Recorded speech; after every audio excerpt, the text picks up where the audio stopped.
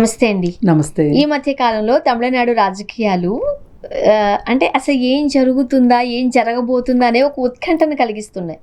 ఇప్పుడు సీఎం విజయ్ గారు 2 స్థానాలలో పోటీ చేశారు. సో తిరుచి ఈస్ట్‌కని రాజీనామా చేసిన సంగతి మనకు తెలిసింది. సో అందరూ ఏమనుకున్నారంటే ఆయన వెంబడి త్రిష ఉన్నారు కాబట్టి ఆ స్థానాన్ని త్రిషకిచ్చి ఏదో ఒక మంత్రి పదవి కట్టబెట్టి ఇక తాను కూడా ప్రత్యక్ష రాజకీయాలలో యాక్టివ్గా ఉంటుందేమో అనుకున్నారు. బట్ ఆ తిరుచి ప్లేస్ని విసిగే పార్టీ అడిగింది. సో వాళ్ళు తీసుకుంటారేమో అనుకున్నారు.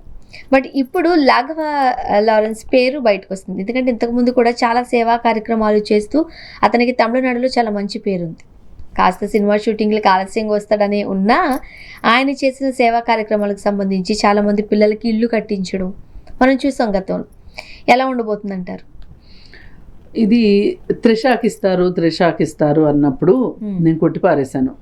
మనం వీడియో కూడా చేసాం. ఆవిడ ఇవన్నీ ఊహాగానాలే, మనం వండే వంటలే ఇవన్నీ తప్పితే వాస్తవం కాదు అని. ఎందుకంటే విజయ్ ఏదో ఆషామాషిగా రాలేదండి పాలిటిక్స్లోకి, చాలా సీరియస్గానే వచ్చాడు, ఒక ఎజెండాతోనే వచ్చాడు.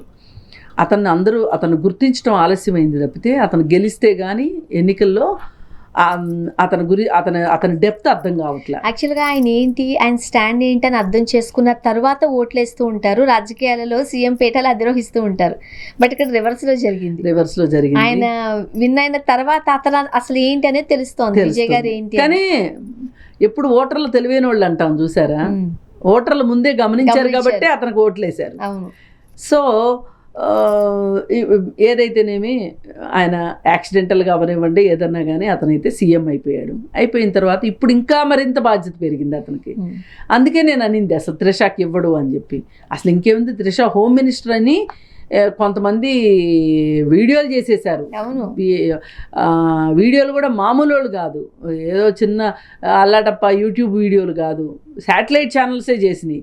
ఇంకా ఢిల్లీలో చక్రం తిప్పపోతుందా, త్రిష మోడీ, అమిత్ షా త్రిష అని పిచ్చి కామెంట్లు అన్నీ చేశారు. అది అసలు జర్నలిజం అనిపించుకోదు. సరే, ఎనీవే త్రిషకి ఇవ్వలేదు, ఇప్పుడు రాఘవ లారెన్స్కి ఇస్తున్నాడు. అంటే దీన్ని బట్టి మనం అర్థం చేసుకోవాల్సింది ఏంటంటే విజయ్ ఎంత పకడ్బందీగా ఆలోచిస్తున్నాడో చూడండి. ఇప్పుడు తమిళనాడులో ఎంతమంది లేరండి సీట్ ఇవ్వాలి అంటే? అసలు లారెన్స్ ఎవరు మధ్యలో కూడా లేరు, ఎవరికి లేరు. కానీ ఎవరు ఎక్స్పెక్ట్ చేయలేదు. కానీ అతనికి పాపులారిటీ ఉంది. విజయ్ ఏం చూస్తున్నాడంటే ఓ పక్క పాపులారిటీ ఉండాలి, ఇంకో పక్క సీరియస్నెస్ ఉండాలి, అలాగే ఎంతో కొంత సమాజం దృష్టిలో మంచి వ్యక్తి అనే ఒక ఇమేజ్ కూడా ఉండాలి అనేది చూసుకున్నాడు. అందుకని రాఘవ లారెన్స్కి ఇచ్చాడు. మంచి పని చేశాడు. ఇప్పుడు రాఘవ లారెన్స్ కూడా అతను ఒకప్పుడు అతనికి ఏదో అనారోగ్యం వస్తే ఇంకా అతను బట్టగట్టలేడు, బతికినా డాన్సులు చేయలేడు. అతను ఒక డాన్స్ మాస్టరు, డాన్సులు చేయలేరు అని అంటే అతన్ని బహుశా ఇదే బతికించుకుందేమో, సినిమా ఇండస్ట్రీ కోసం బతికొచ్చాడేమో అన్నారు. అతని తర్వాత మళ్ళీ అతను డాన్స్ డైరెక్షన్ చూసిన తర్వాత ఏదైనా అతను మృత్యుంజయుడు, అలాగే చాలా చాలా పట్టుదల ఉన్నవాడు. అలాంటి వాళ్ళే అలాంటి కష్టాలను ఎదురొడ్డి ముందుకు రాగలుగుతారు. ఒక్కసారి కనుక కాలాన్ని జయించిన వాళ్ళని వ్యక్తులు జయించలేరు. అతన్ని అలానే చూడొచ్చు మనం. ఎందుకంటే ఏమీ చేయకుండా ఎలా మాట్లాడుతున్నారు అంటే, ఇప్పుడు విజయ్ మాత్రం ఏం చేశాడని ఇలా నిరూపించుకుంటున్నాడు. అందుకని ఖచ్చితంగా అతను గెలుస్తాడు. అతనికి మంత్రి అయ్యే అవకాశం కూడా ఉంది అని అంటున్నారు. ఇస్తే కూడా ఆశ్చర్యపోవక్కర్లేదు. ఒక రకమైన తమిళనాడు రాజకీయాలకు మటుకు ఎప్పుడైనా సరే ఒక సినీ గ్లామర్ అయితే ఉంటుంది. అవునన్నా కాదన్నా సినీ గ్లామర్ ఉంటుంది, ఉండాలి కూడా. ఎందుకంటే అక్కడ అలవాటు, అసలు ఎన్నో సంవత్సరాలుగా చూస్తున్నారు సినిమా వాళ్ళు రాజకీయాల్లో ఉండటాన్ని. ఇప్పుడు మనకి బాగా తెలిసింది ఎన్టీ రామారావు గారు ఒక్కళ్ళే సినిమాల విషయంలో. ఇంకెవరన్నా చిన్న చితక ఒకళ్ళు వచ్చిపోయినా, ఇప్పుడు ఒకసారి కృష్ణ గారు ఎంపీ అయ్యారు, మురళీమోహన్ గారు ఎంపీ అయ్యారు, అయినా పెద్ద ఇది లేదు. ఎన్టీఆర్ తర్వాత ఎవరు సినిమా వాళ్ళు రాజకీయాల్లో రాణించింది లేదు. అంటే ముఖ్యమంత్రి పీఠ మీద కూర్చుంది మాత్రము రామారావు గారే. మిగతా వాళ్ళంతా చిన్న చిన్న తప్పితే అంటే ఆ పాపులారిటీని చూసి కూడా పెద్దల సభకు పంపించిన సందర్భాలు ఉన్నాయి.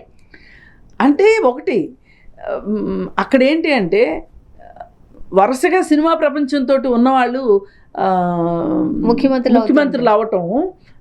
అక్కడ ఇప్పుడు కరుణానిధి సినిమా మనిషే, మరి ఎంజీఆర్ గారు సినిమా మనిషే, జయలలిత సినిమా మనిషే. చిన్న చిన్న వాళ్ళు ఏంటి ఏమన్నా మళ్ళీ సూపర్ డూపర్ హీరోయిన్లు. అందుకని ఏంటంటే ఏది ఏమైనా ఇతనికి ఇవ్వటం మట్టుకు మనం ఆహ్వానించవచ్చు. ఎందుకంటే అతనికి సమాజం మీద ఒక అవగాహన ఉంది. లేకపోతే అందరి వాళ్ళ సొంత డబ్బులు ఉంటే పొలాలు పుట్రలు బంగ్లాలు కొనుక్కుని బంగారాలు కొనుక్కుని పెద్ద పెద్ద కార్లు కొనుక్కొని దుబారా చేస్తున్న వాళ్ళని చూస్తున్నాం. కానీ ఎందుకు ఈ ఎన్నికల్లో అఫిడవిట్లో పెట్టిన ఆస్తులకి మరియు ఎలక్షన్స్లో పెట్టిన అఫిడవిట్ ఆస్తులకి అసలు ఎక్కడో పొంతనే ఉండదు, సున్నాలు పడతా ఉంటాయి. ఇప్పుడు అదే ఇతను ఈ డబ్బు నాది అని అనుకోకుండా ఇది ప్రజలది, ప్రజలకు కూడా అవసరాలు ఉంటాయి, ప్రజలకు కూడా ఈ డబ్బు చేరాలనే ఉద్దేశంతో అతను చాలా త్యాగం చేసి అంటే చాలా సేవ చేశాడు. అంటే అతనిలో ఆ బుద్ధి ఉంది, త్యాగ బుద్ధి ఉంది. అది అందరూ చేయలేరు. అందుకని అతను సూట్ అవుతాడు అనింది అందుకు. సరే, ఎనీవే అతనికి బెస్ట్ ఆఫ్ లక్ చెప్దాం మన తరఫు నుంచి. అంటే విజయ్ గారి స్ట్రాటజీ ఎలా ఉందంటారు? బాగుంది స్ట్రాటజీ. ఎందుకంటే ఇతను ఆల్రెడీ పబ్లిసిటీ ఉన్న వ్యక్తి. ఇప్పుడు పోటీ గనక తిరుచిలో గనక ఇట్లాంటి క్యాండిడేట్ని పెడితే ఓడిపోతే విజయ్ గాలికి గెలిచాడంటారు. అందుకని ఇప్పుడు విజయ్కి ఇదొక పరీక్ష, ఈ తిరుచిలో గెలిపించుకోవటం తన పార్టీని. అందుకోసమే ఇప్పుడు ఈ క్యాండిడేట్ని సెలెక్ట్ చేయటం వెనక విజయ్ చాలా పరిణితి చూపించాడనేది అందు గురించే చాలా స్ట్రాటజీగా వెళ్ళాడు. ఈ క్యాండిడేట్ అయితే ఓడిపోడు ఎట్టి పరిస్థితుల్లో. అండ్ మరీ ముఖ్యంగా ఈ మధ్య కాలంలో కూడా ఏదో మొన్న అజిత్ గారి ఇంటికి వెళ్ళినప్పుడు కావచ్చు, ఆ సందర్భంలో కూడా విజయ్ గారు పక్కన త్రిష ఉన్నారు. అంటే బహిరంగంగానే వాళ్ళు కలిసి తిరుగుతున్నట్లు మనం చూస్తూనే ఉన్నాం. అండ్ మరీ ముఖ్యంగా నిన్నటికి త్రిష గారు ఒక పోస్ట్ పెట్టారు, నా పర్సనల్ స్పేస్లోకి వచ్చే అర్హత ఈ బుజ్జి కుక్క పిల్లకు మాత్రమే ఉంది అని. ఇండైరెక్ట్గా తను చేయాల్సిన కామెంట్స్ కూడా తను చేసేసారు. అవును, మీకు అవసరం లేదు నా పర్సనల్ లైఫ్లోకి వచ్చే హక్కు మీకు లేదు అని ఆవిడ చాలా సింపుల్గా చెప్పింది. అవును, చాలా సటల్గా కూడా చెప్పింది. అయితే నిజంగానే కదా, ఆమె వ్యక్తిగత జీవితంతో మనకేంటి పని అసలు? పైగా రెండో వాళ్ళకి ఒక గోప్యత ఉంటుంది, వ్యక్తిగత గోప్యత. దానిలోకి వెళ్ళడం చాలా తప్పు. అందుకే నేను మొదటి నుంచి కూడా ఈ త్రిషకు సంబంధించిన ఊహాగానాలు కానీ త్రిషకు సంబంధించిన కామెంట్స్ని కానీ ఏ రోజు నేను ఒప్పుకోంది. అందుకే మనకేం హక్కు ఉందండి? ఆ రోజు బీజేపీ పార్టీకి సంబంధించిన వ్యక్తి మాట్లాడినప్పుడు కూడా అట్లానే ఫైర్ అయ్యారు. ఇప్పుడు కూడా విజయ్ గారితో కనిపిస్తున్నారు, కానీ తన పర్సనల్ స్పేస్ అంటూ చెప్పకనే తను చెప్తున్నారు. వాళ్ళ ఉద్దేశం హక్కు లేదు, మీరు నోరు మూసుకోండి అని చెప్తున్నారు. మరోపక్క తనదైన శైలిలో రాజకీయాలు చేసుకుంటూ వెళ్ళిపోతున్నారు విజయ్ గారు. ఎక్కడ త్రిష గారిని పర్సనల్ లైఫ్ లో ఇంక్లూడ్ చేస్తున్నారు, కానీ రాజకీయాలలో మనకి కనిపించడం లేదు. అతను సీరియస్ పాలిటిక్స్ చేయడానికే వచ్చాడు. అది ఆ నిబద్ధత మనకు కనిపిస్తుంది. కరెక్ట్గా 9:30కి లంచ్ కట్టుకొని ఆఫీస్కి వస్తున్నాడు, సెక్రటేరియట్లో కూర్చుంటున్నాడు, ఆయన లంచ్ ఆయన తింటున్నాడు. సాయంత్రం 5:30, 6, 7 సాయంత్రం ఎంతైనా పర్వాలేదు, పొద్దున మటుకు 9:30 కల్లా వస్తున్నాడు. ఇప్పుడు ఈయనే 9:30కి వచ్చాడు అంటే మిగతా వాళ్ళు 10 లోపు వచ్చేస్తారుగా, వచ్చేయాలిగా. అది అతని ట్రిక్. అది ఇప్పుడు ఇంట్లో కూర్చున్నా పని చేసుకోవచ్చు. అదేదో ఆఫీస్లోనే కూర్చుని చేస్తే మిగతా వాళ్ళకి కూడా భయం ఉంటుంది కదా.